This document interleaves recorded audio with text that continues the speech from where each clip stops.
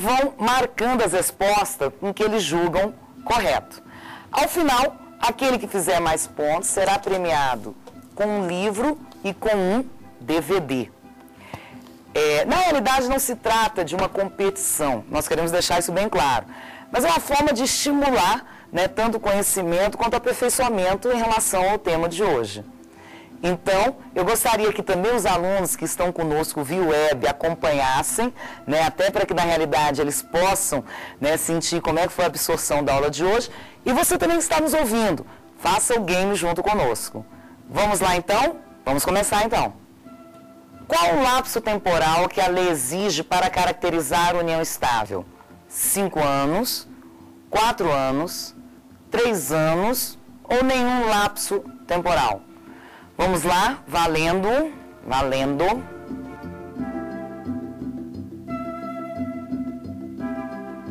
Bom, a resposta correta é nenhum. Lembra que nós deixamos claro, nos 2 primeiros blocos, até nós tivemos uma pergunta via web quanto a isso, que a lei não tem exigido nenhum lapso temporal para a caracterização da união estável. A lei realmente não exige. Nós já tivemos legislações anteriores que trabalharam com lapso temporal. Então vem a pergunta, se eu estiver em união estável hoje com lapso temporal de 6 meses, caracteriza uma convivência pública? Pode sim caracterizar. Agora, a convivência em si, isso vai ser avaliado caso a caso, para que na realidade eu não corra risco de um namoro vir a ser caracterizado união estável. Mas para a união estável, não há lapso temporal mínimo exigido pela lei. Então, nenhum lapso temporal que o Código Civil não vem dispondo quanto à necessidade. Vamos lá? Vamos para a próxima pergunta. Qual impedimento do casamento não é aplicado à união estável? Ascendente com descendente por afinidade, colaterais, pessoas casadas mas separadas de fato, adotante com filho do adotado. Ou seja, em qual hipótese eu posso constituir união estável? Vamos lá? Valendo.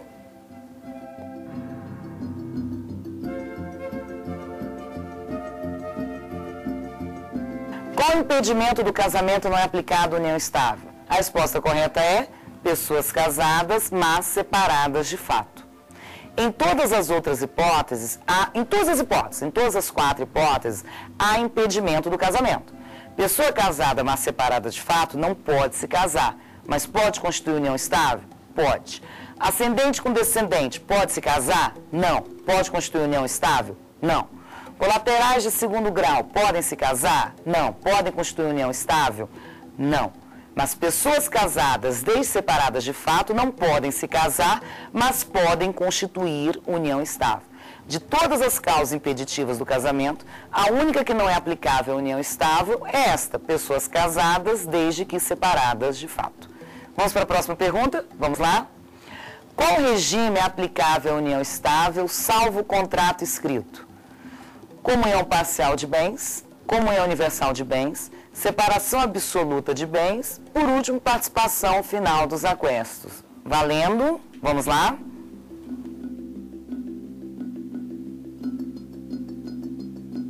A resposta correta é regime de comunhão parcial de bens. Relembrando, salvo disposição em sentido contrário, os conviventes adotam um regime de comunhão parcial de bens. Comunicam-se os bens adquiridos no decorrer da união estável a título oneroso ou por fato eventual. Não comunicam-se bens provenientes de herança e bens particulares, bem como doação feita a apenas um dos conviventes. Nada impede que os conviventes adotem um outro regime, mas salvo disposição em contrário, o regime adotado é o regime de comunhão parcial de bens. Vamos para a próxima? Vamos lá? O companheiro tem direito à herança? Sim, de todos os bens do falecido, não herda em hipótese alguma, só herda nos bens adquiridos onerosamente no decorrer da união estável, só herda se o falecido não deixou filhos. Valendo? Vamos lá?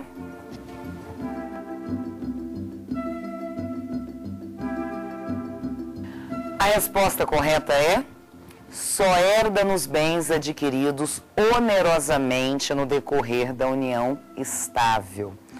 Lembra que companheiro é herdeiro, mas para que o companheiro possa herdar, independente do regime que ele tenha adotado para a união estável, na herança ele só vai concorrer nos bens que foram adquiridos o quê?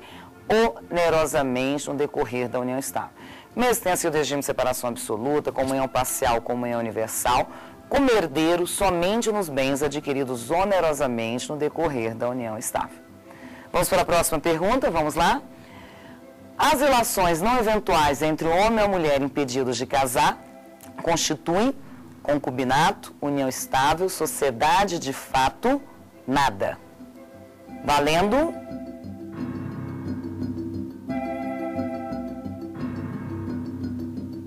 A resposta correta é concubinato.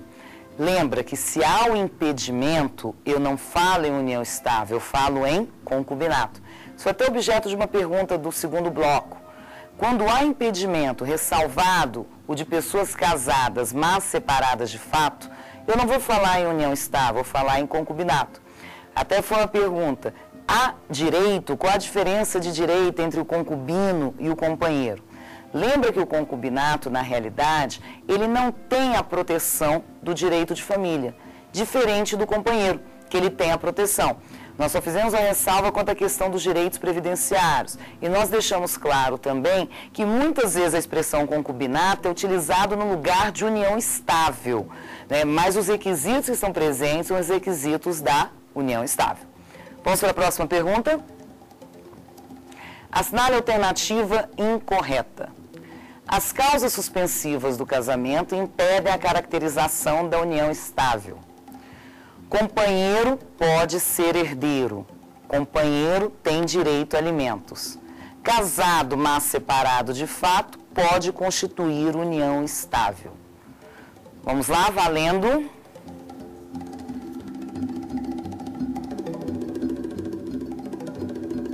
A hipótese incorreta, né, que seria a que nós vamos marcar, as causas suspensivas do casamento impedem a caracterização da união estável. Então, as causas suspensivas do casamento não impedem a caracterização da união estável. Quais são causas suspensivas? O casado, se não fez o divórcio, o viúvo, se não fez a partilha, são alguns exemplos de causas suspensivas. Nestas hipóteses, em havendo casamento, deverá ser adotado o regime de separação absoluta de bens. Agora, isso em nada afeta a união estável. A única questão que afeta a união estável são as causas impeditivas do casamento. As denominadas causas suspensivas em nada afetam a união estável. Vamos para a próxima pergunta. O casado, mas separado de fato, pode constituir união estável desde que separado de fato há pelo menos 2 anos, separado de fato há pelo menos 3 anos, separado de fato há pelo menos 4 anos, a lei não exige lapso temporal de separação de fato. Valendo.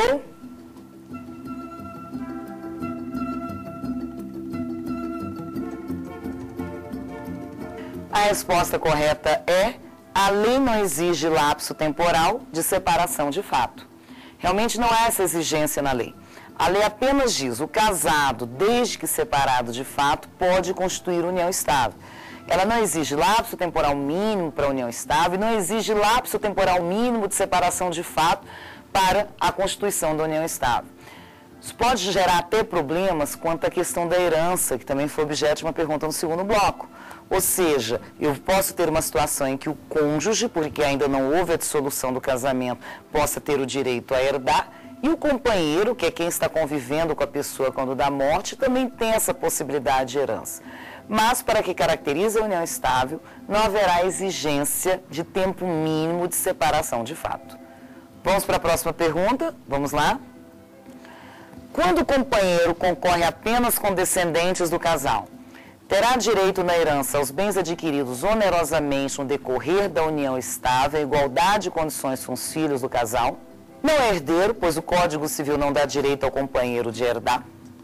Terá direito a todos os bens da herança, particulares, eventuais e onerosa, em igualdade de condições com os filhos do casal. Somente terá direito à herança se provar efetiva participação na aquisição do patrimônio do casal. Vamos lá? Valendo.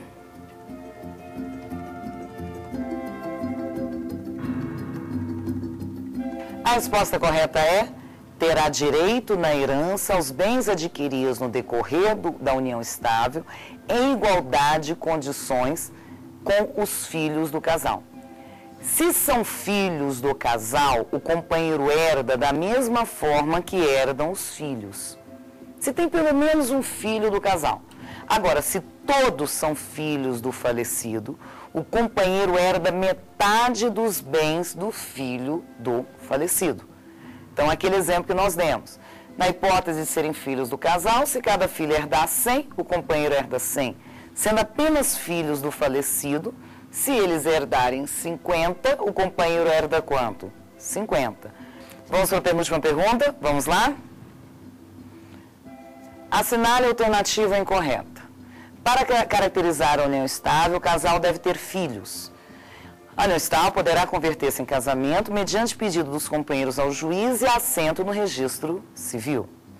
As relações entre os companheiros obedecerão aos deveres de lealdade, respeito e assistência, de guarda, sustento e educação dos filhos.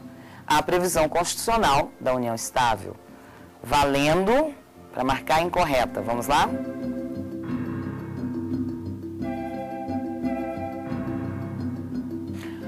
Bom, a resposta incorreta é para caracterizar a união estável, o casal deve ter filhos. Não há nenhum pressuposto legal e mesmo jurisprudencial, pelo menos atualmente, quanto à necessidade de ter filhos para a caracterização da união estável. Até porque a intenção de se constituir família não é necessariamente a intenção de se ter filhos. Justamente por isso, a união estável não exige a questão de filhos no decorrer da união estável. Como o próprio casamento não se exige, como pressuposto do casamento, a existência de filhos. Então, não é pressuposto para caracterizar a união estável a existência de filhos. Vamos para a última pergunta? Vamos lá, então? Assinale a alternativa que não se adequa à união estável. O Código Civil diferenciou união estável de concubinato. Companheiros podem constituir bem de família. União estável para caracterização depende de contrato entre os conviventes. Configurada na convivência pública, contínua, duradoura e estabelecida com o objetivo de constituição de família.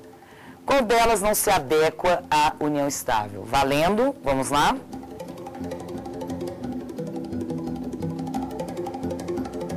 A alternativa correta é: união estável para caracterização depende de contrato entre conviventes. De forma alguma.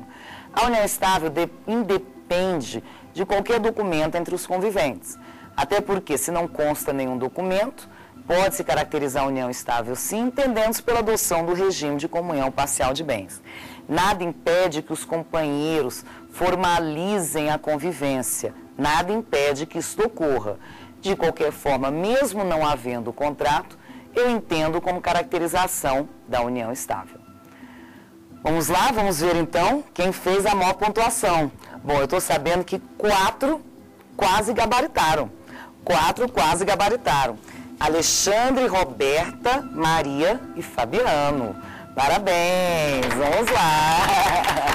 Fizeram 9 pontos, ó, quase gabaritaram. Parabéns. Isso mesmo. Bom, espero que você em casa também tenha acompanhado da mesma forma, né? E o pessoal que está conosco via web. E aí, como é que vocês foram? 100%? 100%. Gabaritaram? Ótimo, isso é muito bom. Muito obrigado pela presença de vocês aí em Alagoas, do Alagoas Cursos via web. Agradecemos também o pessoal que está conosco aqui no LFG, né? O pessoal aqui no estúdio. E meu nome é Ana Maria Prates e muito obrigado pela participação no programa Apostila.